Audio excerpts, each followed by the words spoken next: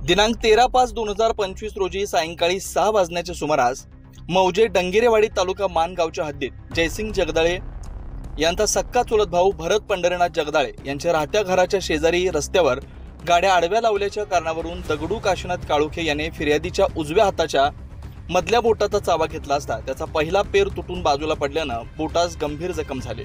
तसेच त्याने तिथं पडलेला दगड हातात धरून छातीवर मारून जखमी केलं।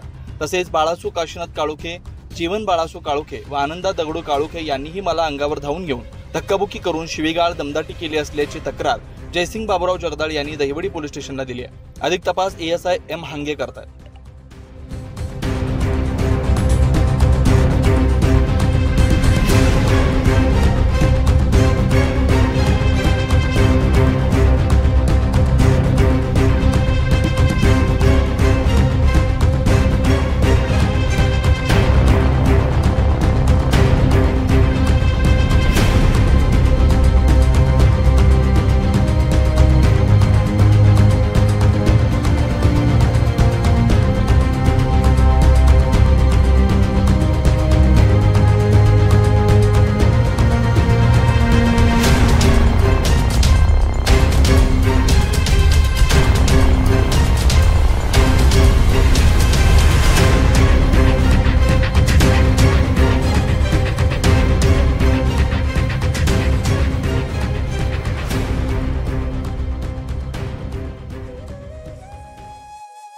अशाच नवनवीन अपडेट्ससाठी आमच्या खबर गावाकडची या चॅनेलला सबस्क्राइब करा, आमचे व्हिडिओ लाईक करा आणि शेअर करा।